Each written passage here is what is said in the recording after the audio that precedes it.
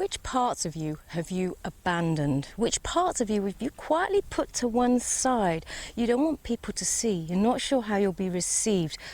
We all do it, right? We all have parts that we feel are deemed respectable, we can show, and other parts where we kind of have to hide a bit. We have to put away. Maybe we even have this alter ego. In the daytime, you're so super calm, you're getting everything done, and then as soon as you've finished work, you think, okay, time to let your hair down, time to let that wild side of you come out that normally gets hidden away.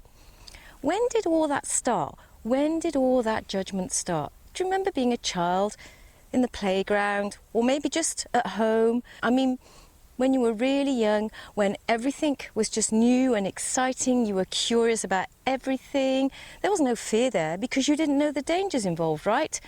And then slowly what happens? Gradually, layer by layer, year by year, week by week, minute by minute, we start to learn.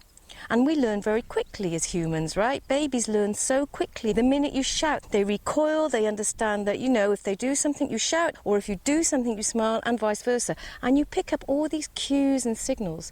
So, from the minute we come out of the womb, we learn sets of rules of how to be, how not to be.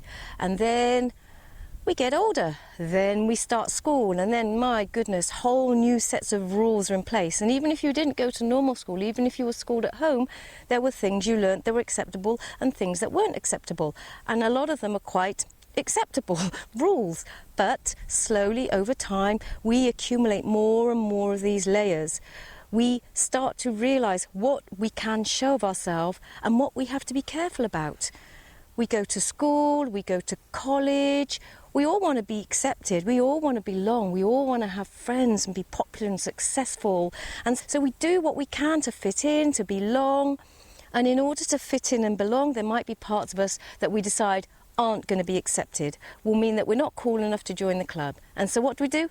We hide them away, we put them to one side. Then we might go to university. Then is even more about finding out who we are and our identity, right? Or you didn't go to uni, but you started work. And then you're sort of trying to fit into this adult workplace and learning what's acceptable, what isn't. And it carries on through life. So we have all these layers and layers of rules that we absorb into our body. We carry all of this in our body. And when we have events that upset us, that traumatise us, those memories of those are carried in our body too. Those become trauma events that are hidden in our cells. But we all have trauma on different levels, on different scales. We all have times when we've been laughed at or told off or just ignored, or just times when we just felt not very accepted. And all of that stays in our cells. And the more unsafe we feel in situations, the more we carry this tension within us. The more that we layer up, the more that we protect ourselves. If you've been hurt in a relationship, you might have a barrier up like this. Maybe people only come to you this close. So the Austrian psychoanalyst Wilhelm Reich, who was a student of Freud, coined the phrase body armour in the 20s, 30s, and they call it Reichian armour, because we literally have this armour, this defensive shield around us. Now that's all very good for making us feel protected and safe, but if we let everything out, we don't let anything in, nothing comes in, right? There's no judgment about it, it happens. It makes us feel safe. We all have levels of safety, we all have boundaries of where, for example, we let someone close to us or not. You know, there might be someone that we somehow just don't feel we gel with, someone who doesn't particularly give us good vibes, someone who we feel perhaps they don't like us. And so we start to have these barriers to protect us, these barriers that protect our heart, that protect ourselves from getting hurt, from protecting ourselves from getting rejected. Oh, it's fine, I can do that by myself, I don't need anyone. Because then, if you say that, you're not going to get rejected. You don't need anyone anyway. You're not going to let anyone in the first place. So, I invite you to just check in with yourself. Feel your feet firmly planted on the ground. Just allowing yourself, take a breath in, take a pause, arrive, land, exhale.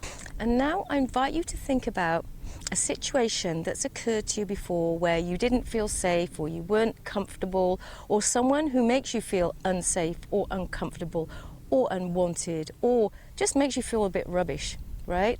I just want you to think about that situation for a moment, or person. Close your eyes and drop in. Now, when you think of that person, when you think of that situation, notice what's happening within. Where can you feel or sense in your body that there might be some tension that occurs? Maybe your hands clench.